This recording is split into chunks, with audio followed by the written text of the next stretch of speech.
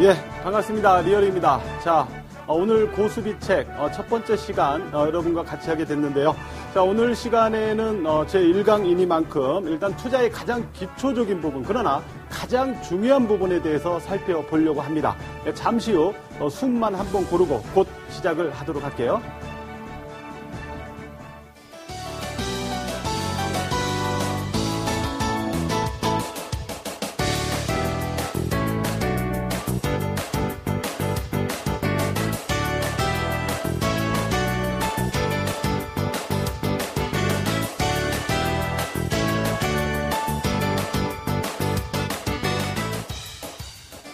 예, 주식 투자가 사실 상당히 어렵습니다. 멋모르고 이제 주식 투자에 뛰어든 분들은 처음에는 수익 조금 나면은 이거 정말 주식 투자가 쉽다 이렇게 생각을 하다가 손실이 나기 시작하면은 정말 어렵다 이렇게 바뀌죠. 그러나 그 상황은 아무것도 아닙니다. 결국 주식 투자하다가 죽고 싶다 이런 생각이 드는 순간 정말 절망의 나락으로 떨어지는 그런 상황을 맞이하게 되는데, 제가 증권방송을 한 12년 정도 이제 진행을 하고 있는데 그 동안에 아주 엄청 많은 종목에 대한 어떤 진단 이런 부분들을 받았죠. 그 내용을 보면은 대부분이 크게 손실이 나서 물려있는 상황, 저한테 질문을 해도 제가 매도하십시오라고 말하기도 어려운 그런 어떤 상황에서 질문하는 분들이 대부분이고, 또 종목을 20종목, 30종목 이렇게 백화점식으로 들고 있는 분들이 많아가지고 어떻게 대응을 해드려야 되나 대단히 고민이 많았는데, 우리가 중요한 것은 이런 상황을 초기에 아예 방지해버리는 거예요. 이 부분이 주식 투자에서 성공하는 가장 첫 번째 지름길이다라는 것을 반드시 명심하시면서 오늘 강의 내용을 그럼 시작을 해보도록 할게요. 자, 오늘 제 1강에서는 투자의 성패, 성공과 실패를 가르는 매매 습관에 대해서 공부를 해보려고 합니다. 자, CG 내용을 보면서 한번 살펴보도록 할게요.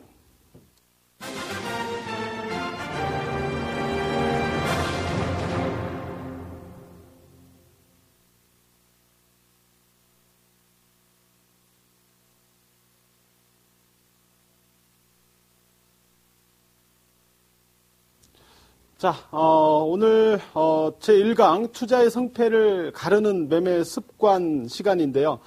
자, 이 시간에 우리가 일단 공부할 내용은 첫 번째로 매도와 매수와 관련된 이러한 부분과 관련해서 일단 얘기를 해보려고 하는데요.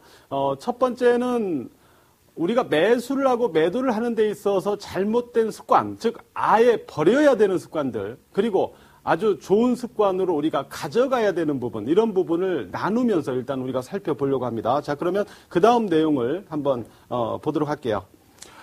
우리가 반드시 버려야 되는 매매 습관, 이 부분과 관련해서는 다음 차트 좀 넘겨주시죠. 예.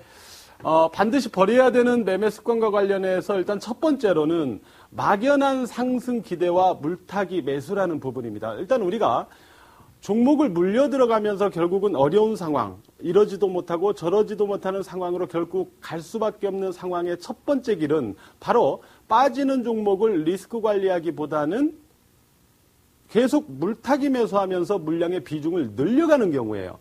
그래서 꺾어지는 주가에 대한 막연한 상승 기대는 물타기 매수를 불러올 수밖에 없고요. 이를 통해서 매매 판단을 어렵게 만듭니다. 그리고 물타기를 거친 이후에 주가의 추가 하락은 투자 심리를 극도로 위축하게 하고 동시에 새로운 매수 기회를 사라지게 하죠.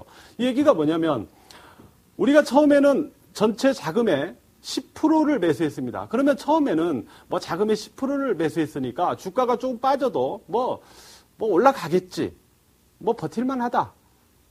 그러다가 추가 매수해서 20%로 늘립니다. 자, 그래도 안 올라가면 또 30%. 그러다가 40%, 50%가 되면 그때부터는 어떤 상황이 나오냐면, 이제는 이 종목이 내 목숨을 좌우하는 상황으로 가게 돼요.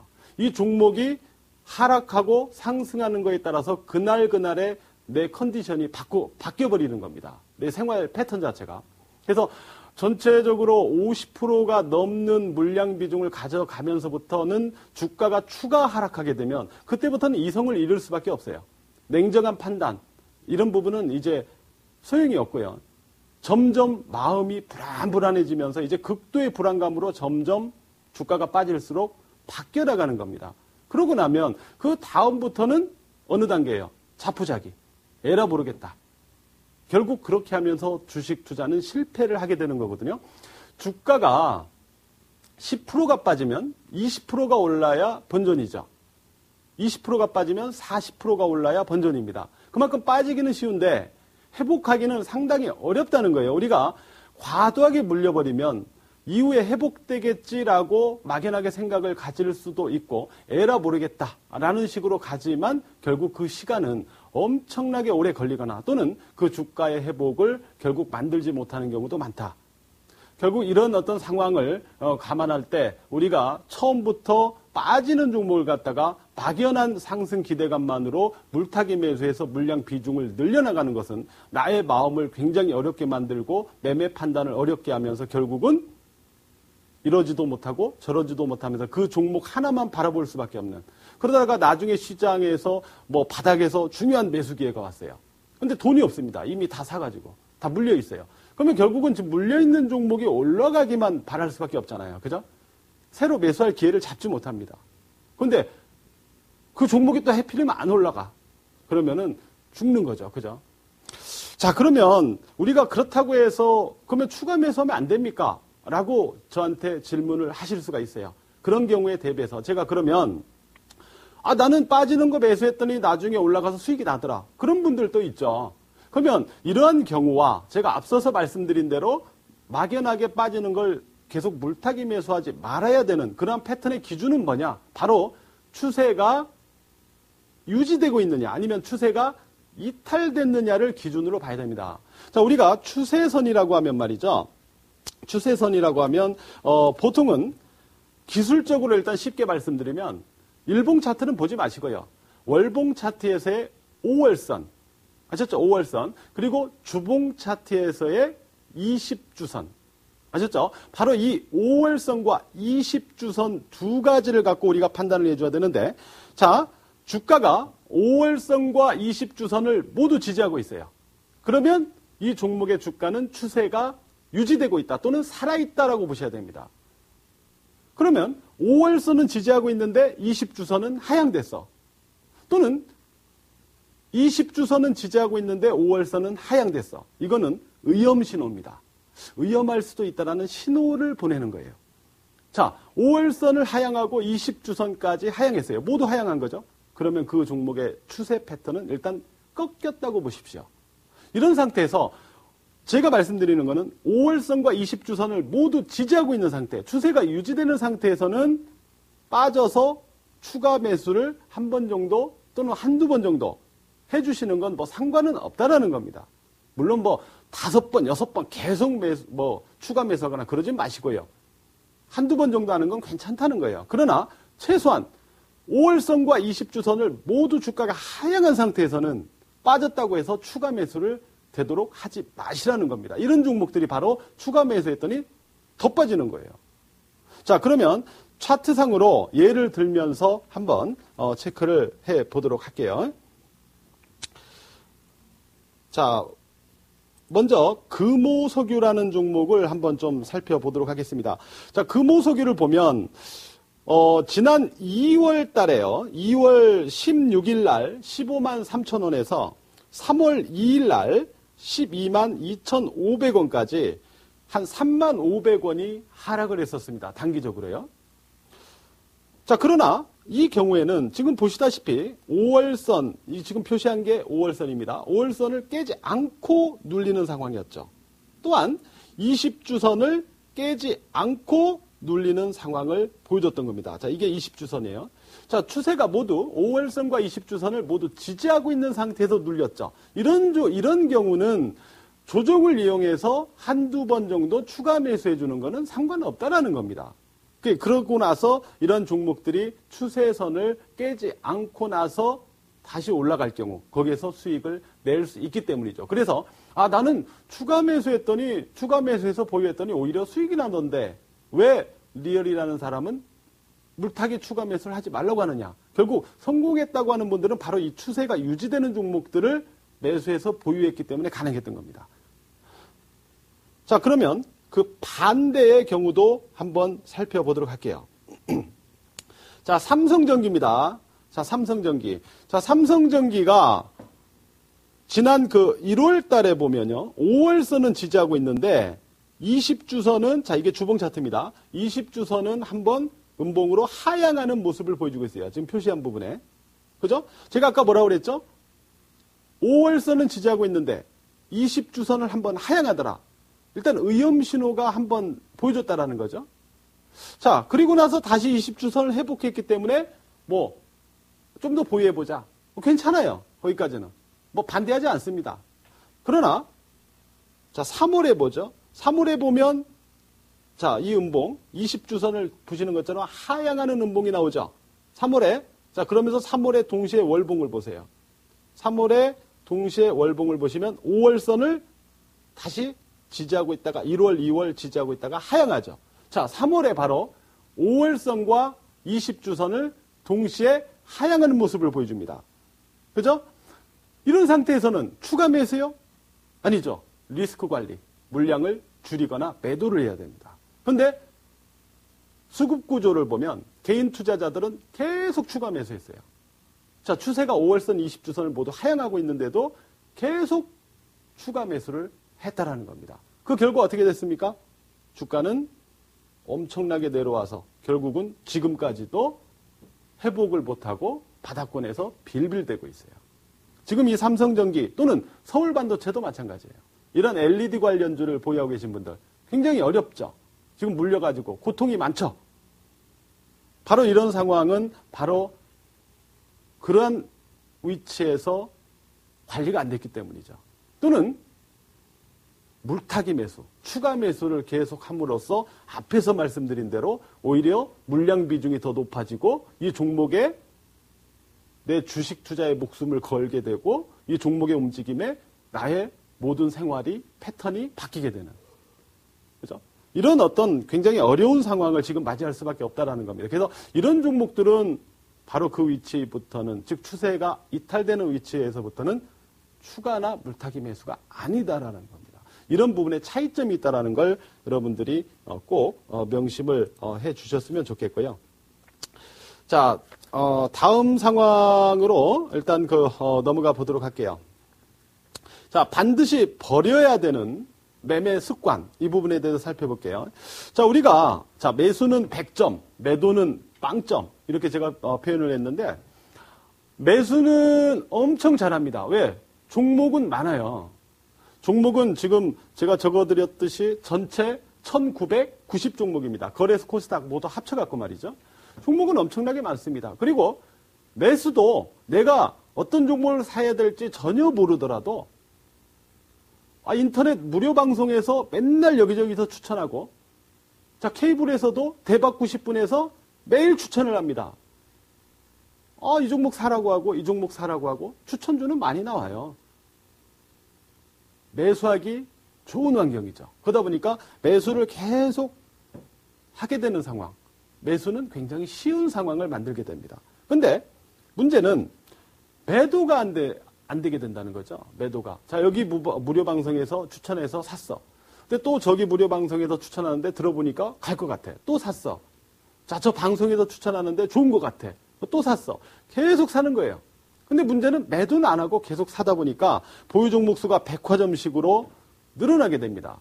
여러분들이 스스로 생각을 해보십시오. 저도 그런 진단을 많이 받지만 내 보유 종목이 백화점식이다.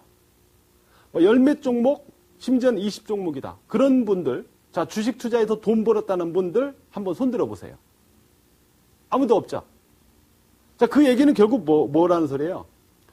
보유 종목 수를 매수는 잘하되 매도는 못하면서 백화점식으로 늘리면 백전 백패가 된다는 소리예요. 이렇게 매매하시는 분들은 무조건 주식 투자에서 실패하게 돼 있다라고 생각을 하십시오. 자, 그 다음에 수익난 종목을 손실로 바꾸는 매매는 어리석다라는 표현을 제가 썼습니다. 주식 투자에서 우리가 5% 10% 하면 뭐 상한가 좋아하고 급등주 좋아하시는 분들은 뭐 5% 수익, 10% 수익하면 뭐 콧방귀도 안 낍니다. 에이, 뭐 그것도 수익이라고. 근데 우리가 말이죠, 상한가, 뭐 점상 이런 거 노리시는 분들 치고 뭐 어느 순간에 수익 난지는 모르겠어요. 돈 버는 걸 못 봤어요, 제가. 차라리 5%, 10% 노리고 원칙대로 매매하시는 분들이 결국은 돈을 벌고 장수를 하더라. 그게 왜 그러냐면 어차피 우리가 상한가 15%, 20% 급등주를 노려봐야 내가 1억 원의 원금을 갖고 있으면 얼마나 사겠습니까? 한 5천만 원어치 살 것 같아요? 한 1,몇백 원짜리? 해봐야 몇백만 원. 그죠? 뭐 200만 원, 300만 원. 수익 나봐야 20만 원, 30만 원. 자, 1억 원에 20만 원, 30만 원. 뭐 별거 아니죠. 그러나 우리가 예를 들어서 중대형주를 예를 들어서 뭐 자금의 한 30%, 뭐 40% 샀다고 치죠. 이런 종목들이 5%, 10% 놔보십시오. 그런 종목, 그런 상황에서 결국 내 계좌는 부러져 나가는 겁니다. 그래서 주식 투자가 실패할 수가 없어요. 결국 우리가 5%, 10% 이런 부분을 우습게 여길 게 아니라 수익난 상황을 반드시 내 호주머니로 집어넣을 수 있는, 챙길 수 있는 그런 투자자가 돼야 됩니다. 10% 수익 나면 뭐합니까? 나중에 다시 손실로 돌아서면 아무 소용이 없는 거예요. 그 누구도 그 돈을 챙겨주지 않습니다. 내가 챙겨야 됩니다. 수익이 났을 때 챙길 수 있어야 돼요. 자, 이 부분에 대해서는 좀 이따 좀 더 구체적으로 살펴보고요. 자, 아까도 말씀드렸던 상황하고 똑같은데요. 추세가 꺾여서 하락하는 종목을 물타기 매수하는 것은 낭패를 불러온다고 그랬죠. 자, 이 부분은 이것도 역시 앞에서 살펴봤지만 반드시 버려야 되는 매매 습관이다. 자, 그러면 그 다음에 왜 그러면 우리가 매도를 못할까라는 겁니다. 왜 우리가 매도를 못할까? 이유는 딱 한 가지예요. 매도하면 상승할까 봐. 사실은 복잡하지가 않습니다. 아주 단순해요. 어떤 경우든지 왜 빠지는데 매도를 못할까? 자, 올라갔는데 왜 수익을 챙기지 못할까? 이 모든 것은 매도하면 상승할까 봐. 오로지 그 한 가지 마음 때문입니다. 그러면 사람이다 보니까 사실 제가 앞에서 이렇게 여러분들에게 막 얘기를 하고 있지만은 사람이다 보니까 또 돈이 왔다 갔다 하는 상황이다 보니까 사실 말처럼 쉽지 않아요. 저도 이렇게 여러분들에게 얘기하지만 저 역시도 쉽지 않을 때가 있습니다. 저도 증권방송을 하면서 회원분들에게 자, 이 종목 손절합시다 라는 SMS 문자를 한번 보내려면 한 5kg가 빠져요. 그 문자를 보내기까지의 그 갈등, 고민 실제로 굉장히 저뿐만이 아니라 다른 전문가분들도 아마 마찬가지일 겁니다. 그게 쉽게 매도하십시오 이렇게 보내는 것 같지만 그렇지가 않습니다. 굉장히 어렵습니다. 마찬가지 여러분들도 그럴 거라는 거예요. 그러나 왜 우리가 사람이다 보니까 그 부분이 말처럼 쉽지 않다라는 것을 저도 알고 여러분들도 알면서도 왜 우리가 이 얘기를 또 하느냐? 안 하면 주식 투자 성공하지 못하기 때문이에요. 어쨌든 성공하지 못하기 때문에 이 마인드 하나를, 이 생각 하나를 어쨌든 우리가 꺾어줘야 됩니다. 안 되면 바늘로 허벅지를 찔러가면서까지 매도를 해야 된다. 마음으로는 해야 된다. 근데 몸은 안 따라. 이 경우는 바늘로 허벅지를 찔러가면서 매도를 하세요. 매도하면 상승할까 봐. 오로지 이 심리 한 가지만 제거하면 되는데 그게 쉽지 않다. 쉽지 않을 때는 무조건이라는 생각을 갖고 한번 실행을 해보시기 바랍니다. 자, 그럼 아까 앞서서 했던 부분에 대한 좀 더 구체적인 부분을 살펴보려고 하는데요. 자, 수익을 손실로 바꾸지 않는 방법. 우리가 보통 단기 매매를 하시는 분들도 있고, 그래서 뭐 장중에 뭐 분봉을 보시는 분들도 있고, 뭐 일봉 이상을 아예 보질 않아요. 주봉, 월봉, 아까 뭐 추세 제가 얘기했지만, 아예 매매하면서 뭐 분봉, 일봉만 보고 주봉, 월봉은 아예 보지도 않습니다. 근데 뭐 개별주 하시는 분들은 좋다 이거예요. 그러나 중대형주 하시면서 주봉, 월봉도 안 본다. 이렇게 매매하시는 분들은 바꾸셔야 됩니다. 어쨌든 단기로 뭐 분봉을 보면서 매매하시는 분이 있고 또는 어떤 뭐 중대형주를 중장기로 해가지고 좀 추세적으로 매매하시는 분들이 있을 거예요. 그래서 이 부분은 아까 수익을 손실로 바꾸는 것은 어리석다라고 제가 표현을 했는데, 그러면 이 방법에 대해서 일단 오늘 많은 걸 말씀드릴 수는 없지만 한 가지만 좀 예를 들면서 말씀을 드리도록 할게요. 이거는 제가 가장 많이 보는 패턴을 그냥 한 가지씩만 소개를 해드리는 겁니다. 자, 먼저 단기로 일단 아무래도 고점에서 매도하고 싶죠, 그죠? 고점 찍고 다시 빠질 때보다는 어디에서, 항상 개인들은요, 맞지도 않지만 최고점에서 매수하고 싶고 최바닥에서 매수하려고 하는 그런 강박증을 항상 갖고 있어요. 욕심을 갖고 있는 거죠, 사실은. 근데 어쨌든 뭐 그 부분과 관련해서 지금 단기로 매매하시는 분들은 저 같은 경우는 5분봉의 쌍봉을 매도점으로 잡습니다. 5분봉의 쌍봉. 그리고 추세를 볼 때는 추세로 이게 꺾이는 거냐 아니냐라는 걸 볼 때는 주로 하락 다이버전스의 출현 여부를 갖고, 하락 다이버전스가 출현되면 매도를 하는 그러한 방법을 택합니다.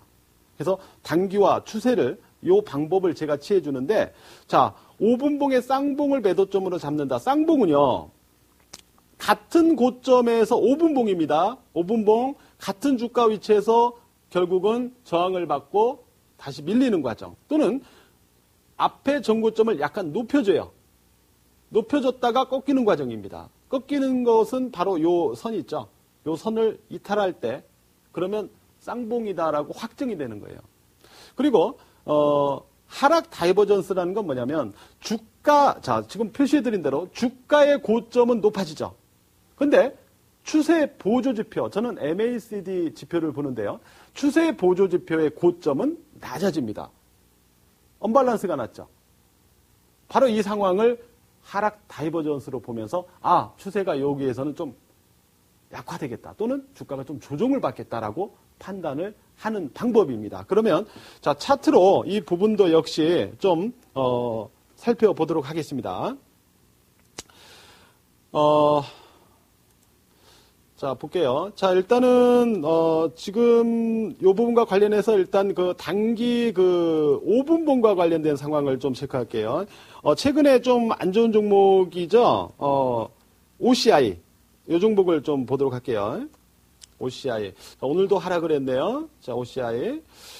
자, OCI가 지금, 자, 보시면 제가 보려고 하는 위치는 어디냐면, 이 빠지고 나서 바로 이 반등을 주고 여기에서 다시 고점을 찍고 최근 단기로 또 빠졌죠. 바로 요 6월 1일 날에 5분봉을 보려고 합니다. 자, 5분봉을 볼게요. 6월 1일 날. 자, 여기입니다. 그냥 대충 보세요. 여기 화면이 제대로 나가나요? 아, 나가네요. 자, 보시면은 바로 요 부분이에요. 자, 5분봉입니다. 이날 6월 1일 날 바로 요때죠. 그렇죠? 자, 5분봉상 고점을 약간 높였죠? 약간 높였죠? 자, 이 상태에서 어디를 하향해야 된다고요? 자, 여기였죠. 바로 여기죠. 그렇죠? 바로 여기죠. 여기를 5분봉상 고점을 높였지만 결국 이 라인을 약간 높였다가 바로 깨버리는 현상으로 갈 때는 결국은 이거는 5분봉상 저는 쌍봉으로 보기 때문에 단기적인 대응에서는 요 시그널이 나올 때는 일단 매도를 잡는다라는 겁니다. 그렇게 했다면 최근 OCI 추가적인 하락은 방어할 수가 있었겠죠. 그죠? 그 다음에 추세 다이버전스 아까 말씀드린 그쪽으로 가서 한번 또 살펴보도록 하죠. 이 부분과 관련해서는 그 대우 인터내셔널을 좀 한번 확인해 볼게요. 대우 인터내셔널. 코드 번호가 047050이죠. 자, 대우 인터내셔널의 다이버전스. 제가 아까 다이버전스를 볼 때는 추세 지표라고 그랬죠. 저는 추세 지표를 MACD 지표로 주로 보는데요. 자, 한번 볼게요. 잠깐만요. 제가 차트를 좀 확대를 해드릴 테니까. 여기로 봐야겠네요. 자, 지난 그 4월 말에 44,000원에서 대우인터가 고점을 찍었습니다. 물론 뭐 원자재 가격의 영향 여러 가지가 있었겠지만 그건 오늘 생략하고, 자, 주가를 보세요. 주가는 고점을, 자, 4월 달 높였죠. 주가는 고점을 높였죠. 그죠? 근데 추세 MACD 지표의 고점은 어떻게 됐어요? 낮아졌죠? 그죠? 자, 주가의 고점은 높아졌는데 MACD 지표의 고점은 낮아졌죠. 제가 아까 말씀드린 하락 다이버전스의 출현으로 보는 겁니다. 그리고 이런 패턴이 나왔을 때 과감히 추세적으로 보던 분들은 과감히 매도를 하자라는 거예요. 물론 이건 단기로도 마찬가지죠. 추세가 꺾이는데 뭐 단기는 올라갈 리가 있습니까? 예, 제가 목감기가 좀 있어갖고요. 죄송합니다. 이런 패턴으로 해가지고 매도점을 잡는, 그러면 수익이 났던 분들은 이런 부분을 이용해서 매도점을 잡게 되면 전체적으로 수익을 손실로 돌리지는 않을 것이다. 이렇게 생각하는 게 저의 마인드다. 이렇게 생각을 해주시면 될 것 같고요. 자, 그 다음에 자, 성공을 보장하는 매매 습관과 관련해서 이제 곧 잠시 후에 다시 이어서 시작을 하도록 할게요.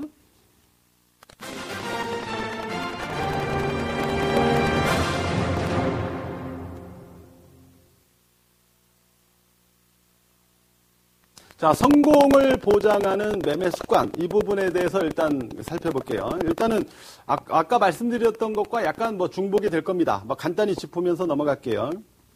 일단 대응 가능한 종목 수를 포트로 구성해라. 제가 아까 뭐 백화점식으로 늘리지 마라 라는 얘기를 지금 하고 있는 거잖아요. 그죠?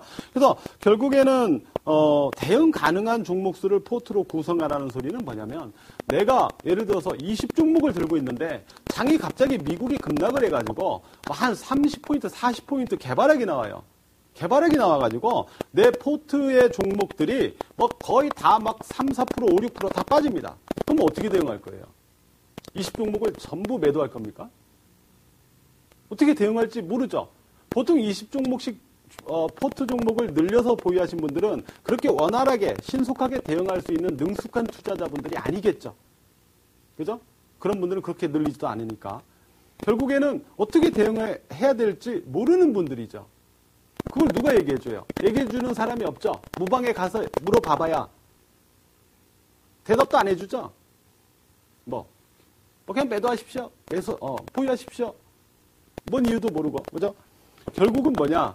내가 대응할 수 있는, 내가 한 세 종목 내지 4종목을 들고 있다면 장이 급락할 때 어떻게 대응할 수 있는 여지를 만들 수 있지만 20종목을 들고 있으면 장이 급락해서 주가가 다 밀릴 때는 대응이 안 됩니다. 대응이 안 되면 어떻게 돼요? 에라 모르겠다. 그러면서 손실이 계속 또 누적되는 거예요. 그래서 절대로 내가 대응 가능한 종목 수를 포트로 구성하세요. 나는 10종목이 있어도 대응 가능합니다. 그럼 10종목 갖고 가세요.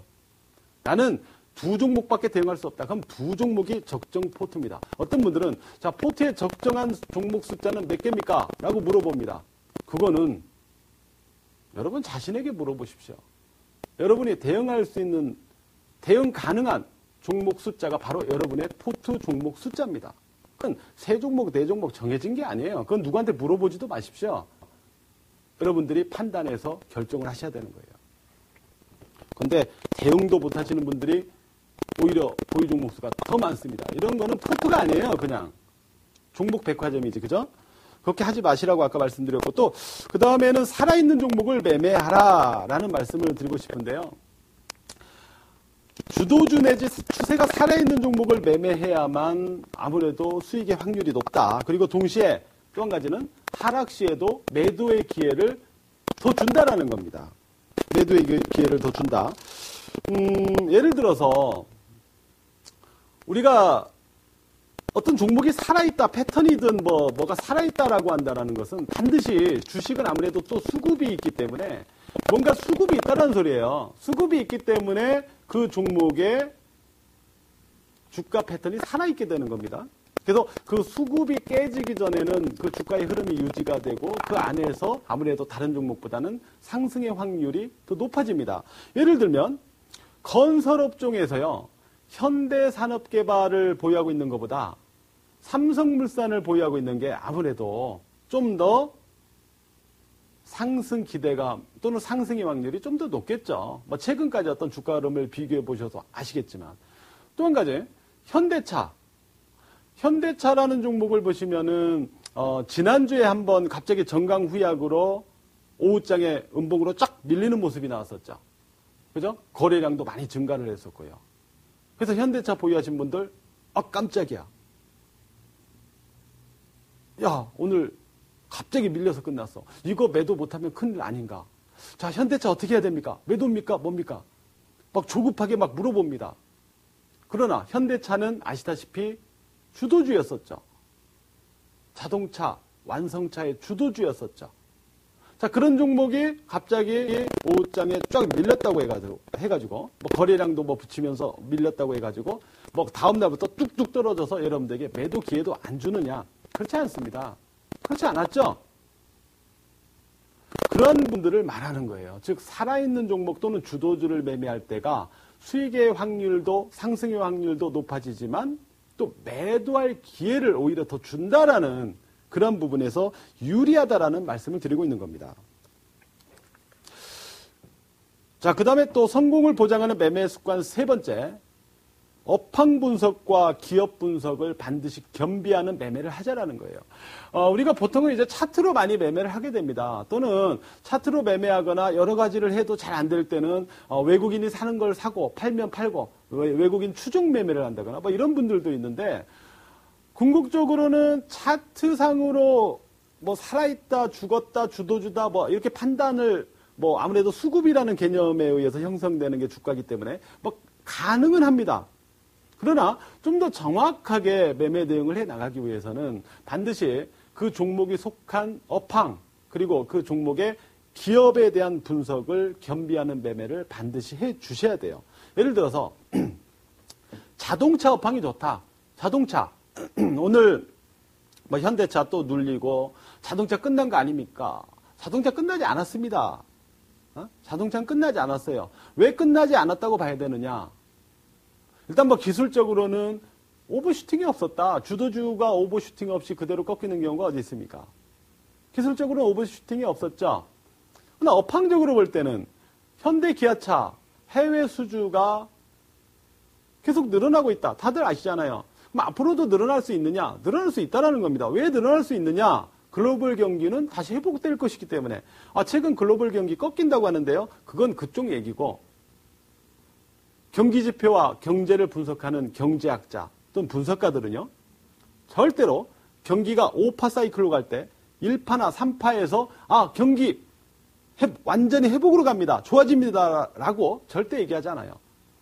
1파 회복될 때는 더블 딕, 다시 꺾인다고 합니다. 자, 3파 회복될 때는 긍정적으로 생각을 좀 주다가도 또 지표가 좀 둔화되면 아닌 것 같다. 또 이렇게 바뀌어버려요. 자, 마지막 5파가 진행될 때, 즉 진짜 완연하게 경기 지표가 이제 다 회복으로 돌아섰을 때, 그때는 이미 경기가 바닥에서부터 많이 회복이 됐고 주가도 주식시장도 당연히 바닥에서부터 많이 올라간 상태죠. 거기에서 자, 이제 경기가 갑니다. 경기 살아났어요. 근데 이미 많이 올라온 상태죠. 그러다 보니까 계속 이제 경기 살아났다, 호황으로 간다, 막 주입을 합니다. 그때서 그러면 그걸 계속 듣는 개인들의 입장에서는 이제 간다고 한다. 그래서 항상 개인들이 마지막 5파에서 묻지마 투자를 하고 추격하고 해서 개인화 장세가 항상 마지막에 오는 거예요. 지금도 마찬가지. 뭐 경기 둔화, 뭐 더블디 회복됩니다. 그러면 유럽도 그렇고 미국도 그렇고 지금 상에서 회복이 되면 현대 기아차 글로벌 점유율은 더 늘어나요. 자, 어쨌든 자동차 업황이 좋다라고 이렇게 우리가 분석을 했어요. 그러면 그 중에 뭘 사야 되느냐? 이제 기업 분석을 해야 되겠죠. 현대 위아를 살까? 뭘 사야 되지? 성화이텍이 PR이 엄청 낮네. 성화이텍이 나을까? 결국 이런 식으로 안에서 되도록 저평가, 뭐 자동차 부품주를 본다고 할 때는 저평가 종목.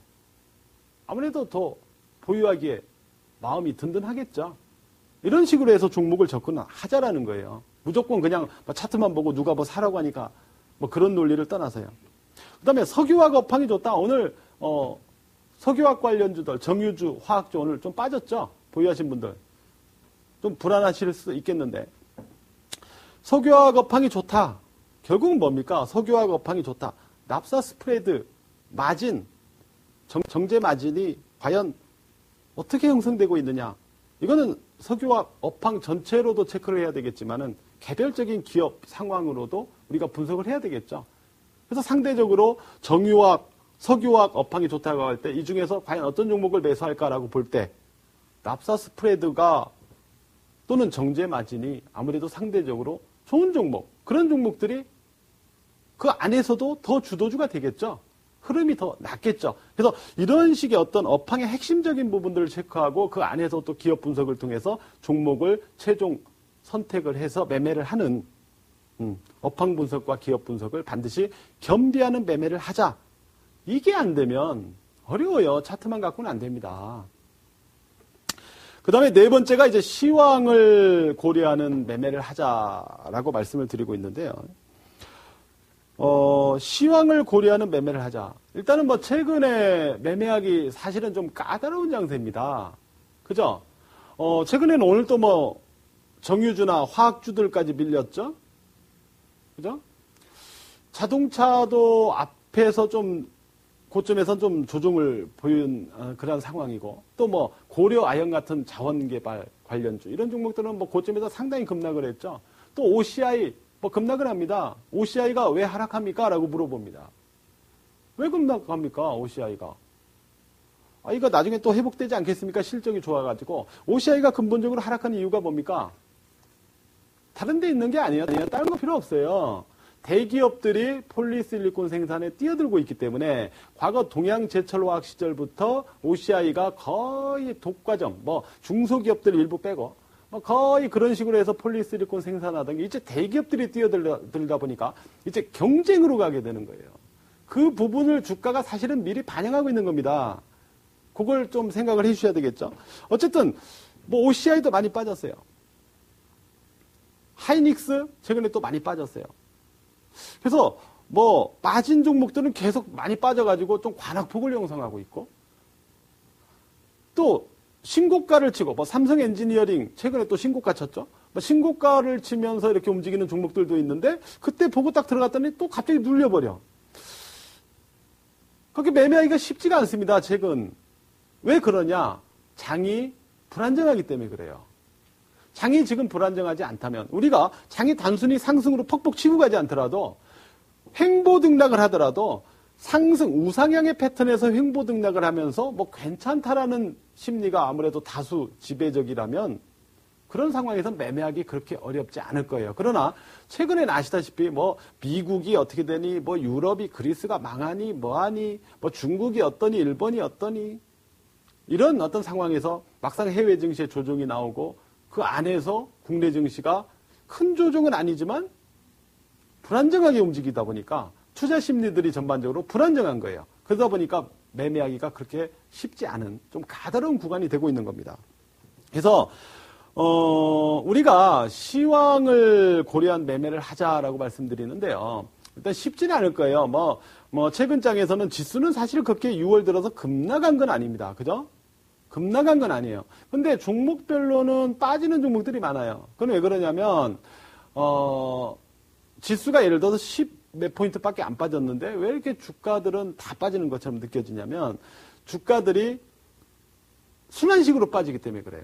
하루는 이쪽 종목들, 이쪽 업종이 버텨주고 다른 업종이 빠지고 또 하루는 이 빠졌던 업종이 버텨주고 안 빠졌던 업종이 또 빠지고 이런 식으로 순환식으로 빠지다 보니까 지수는 많이 안 빠지는 것 같은데 오늘 또 사실 개발학 출발을 하긴 했지만 양선으로 나왔잖아요. 제가 어제 대박 90분 출연해서 2095포인트를 잘 보자라고 말씀드렸습니다. 오늘 지수 저점권 어떻게 움직였어요? 2095 위아래로 왔다 갔다 했죠. 종가는 2095 위로 마감됐죠. 뭐 3포인트든 4포인트든. 무슨 소리예요? 내일이나 모레 정도 둘 중에 하루에서 반등은 나올 거라는 거예요. 뭐 장은 그렇게 뭐 급락해서 막 그렇지는 않습니다만은 전체적으로 지금 말씀드린 대로 순환식으로 주가가 좀 이렇게 눌리다 보니까 전체적으로 매매가 좀 까다롭게 느껴지시지만 이러다가도 장이 또 확 살아난다. 그러면 다시 다 올라갑니다. 최근에 장이 불안정하기 때문에 매매가 불안정한, 잘 안 되는 그런 상황들이 나오는 거예요. 뭐 장이 어떻게 될 거냐는 뭐 어제 대받고 싶은에서 말씀드렸으니까 그 녹화로 한번 확인해 보시고요. 어쨌든 시황을 고려한 매매를 하자. 즉 장이 좋을 때 되도록 매수를 많이 해야죠. 장이 안 좋을 때는 매수보다는 매도를 많이 해야죠. 근데 거꾸로입니다. 개인들은 올라가면 팔고 빠지면 사고, 장이 올라갈 때는 매수가 아니라 매도를 주로 하고, 장이 빠질 때는 매도가 아니라 매수를 주로 한다는 거예요. 과거에 제가 과거가 아니고 한 2년 정도 됐는데 외국계에 근무하는 분을 갖다 만나갖고 얘기를 듣는데, 주식 쪽은 아닌데요. 파생 쪽에서 한국에서 매매하기가 참 쉽대요. 왜 그러냐고 하니까 우리가 사면 개인들이 판대. 우리가 팔면 개인들은 사고.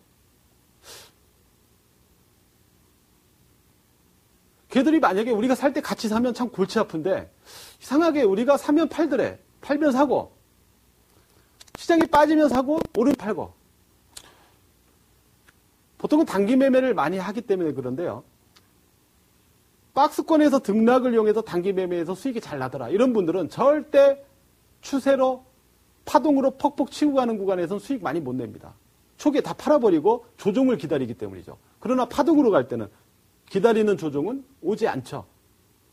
계속 손가락만 빨다가 못 올라간 종목, 소외된 종목을 골라서 삽니다. 그러면 가는 애들은 계속 가는데 내가 골라서 뒤늦게 산 소외주는 계속 소외되고 있어요. 그래서 수익이 안 나거든요. 결국 뭐냐면 시황을 고려한 매매라는 것은 장이 올라갈 때는 매수를 주로 해라. 장이 빠질 때는 불안정할 때는 매도를 주로 해라. 기존에 빠질 때 사고 오를 때 팔던 이런 매매 습관을 좀 바꿔보세요. 특히 나는 빠질 때 사고 오를 때 팔았더니 수익 잘 나던데? 그럼 그렇게 하세요. 그렇게 하세요. 그런데 나는 빠질 때 사고 오를 때 팔고 이런 매매를 했더니 오히려 주식 투자가 어렵게 느껴지고 손실만 계속 쌓인다 하는 분들은 과감히 바꾸세요. 과감히. 이제부터는 거꾸로 하세요. 아까도 제가 앞에서 뭐 물타기 매수 얘기했는데 빠질 때 물타기 매수한 결과가 좋았던 분들은 하세요. 어차피 결과론적인 부분이 중요한 거 아닙니까? 하세요. 그러나 물타기 매수해서 아까 뭐 삼성전기 같은 거 물타기 매수했던 오히려 막 급락해가지고 엄청 어려운 상황이 되고 이런 상황이 나는 계속 반복된다 하시는 분들은 과감히 바꾸세요. 빠질 때 물타기 하지 마시고 추가하지 마시고 오를 때 추가하세요. 그럼 바꿔보세요. 패턴을 거꾸로.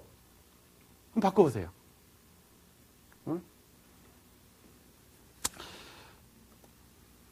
자, 결론에 좀 이제 들어가야 될 것 같습니다. 자, 지금까지 말씀드린 내용들을 갖다가 이제 좀 간단히 좀 정리하면서 들어가도록 할게요. 결국에는 오늘 말씀드렸던 거에 가장 중요한 핵심은 사실은 매수는 쉽기 때문에 또 종목은 여기저기서 막 추천을 하기 때문에 굳이 이 부분을 강조하고 싶지는 않아요. 그래서 오늘 제가 주로 말씀드렸던 거는 좀 매도를 잘해야 된다. 이쪽에 좀 포커스를 많이 맞췄는데요. 결국 매도를 못하기 때문에 어려운 거 아닙니까? 그래서 매매 패턴을 앞에서도 말씀드렸듯이 과감히 바꿔보자는 거예요. 내가 이렇게 했더니 안 되더라. 그거 한 번 갖고 그런 게 아니라 계속 이런 식으로 했더니 계속 낳는 결과가 안 좋더라. 그러면 거꾸로 바꿔보라고 그랬죠. 장이 빠질 때 저가 매수한다고 샀더니 그 결과가 안 좋더라. 그럼 장이 차라리 빠질 때 사지 말고 오를 때 사세요. 그렇죠? 빠질 때 추가했더니 오히려 물려가지고 더 결과가 안 좋은 경우가 많더라. 그런 분들은 오를 때 추가하세요. 빠질 때 추가하지 마시고 이런 식으로 매매 패턴을 과감히 바꿔보세요. 그러면 분명히요 상황이 달라집니다. 자, 매도하면 상승할 거란 강박관념 그거 하나만 버리면 매도는 잘할 수 있다고 그랬죠. 그게 안 될 땐 어떻게 해요? 허벅지 찌르라고 그랬죠. 그 다음에 보유 포트를 대응 가능한 수준으로 만들자라고 말씀을 드렸었죠. 그죠? 그 다음에 매수를 잘해야 된다는 것은 살아있는 종목을 매수하자, 시장 분석, 업황 분석, 기업 분석이 동반된 매매를 하자. 이런 식으로 오늘 여러분들에게 말씀을 드렸습니다. 근데 오늘 제가 이렇게 계속 이 부분에 대해서 말씀을 드리고 나서 내가 오늘 여러분들에게 무슨 얘기를 한 걸까? 여러분들이 내 얘기를 듣고 과연 어떤 생각을 갖고 지금 현재 들으면서 고개를 끄덕끄덕 맞아 내가 그랬어. 이러시는 분들. 끝나고 나면 드라마 보고 나면 다 잊혀지죠? 저 사람이 뭐라고 했더라? 아무 소용이 없어요. 차라리 이 방송 보시느니 축구 보시는 게 나아요. 결국은 뭐가 중요하냐면 저 역시도 오늘 여러 가지 말씀을 드렸지만 아까도 말씀드렸다시피 사람이다 보니까 또 돈을 놓고 하는 거다 보니까 말처럼 쉽지는 않아요. 저도 어려울 때 저도 잘 안 될 때가 있습니다. 말은 여러분들에게 이렇게 신나게 떠들어도 그러면 너는 그렇게 잘하느냐? 저도 못할 때가 있습니다. 왜? 사람이니까 쉽지는 않아요. 그러나 우리가 무조건 주식 투자에서 진짜 돈을 벌고 싶고 성공을 하고 싶다라면 이 시장은 어차피 돈 놓고 돈 먹는 시장입니다. 내가 잃고 다른 사람이 따는 시장이에요. 내가 벌어야 됩니다. 그러기 위해서는 오늘 말씀드렸던 상황을 이론에만 생각에만 그치지 마시고 반드시 실전 매매에서 실천할 수 있는 그런 투자자가 되어야만 오늘 방송이 의미가 있을 겁니다. 어떻게 하면 실천할 수 있습니까? 용기를 가지세요. 할 수 있다는 자신감을 가지세요. 안 되는 걸 고집하지 말고 과감히 거꾸로 바꾸세요. 이런 가장 가까이 있는 내 마음이 그 모든 걸 결정하는 거다. 그거 누가 해주는 게 아닙니다. 그런 마인드를 다시 한번 주무시기 전에 생각을 해보시고 오늘 말씀드린 걸 되도록 실천할 수 있는 그런 투자자가 될 수 있도록 좀 노력들 해 주셨으면 좋겠습니다. 자, 오늘 내용은 대충 여기까지 하고 다음 시간을 또 기약을 하도록 하죠.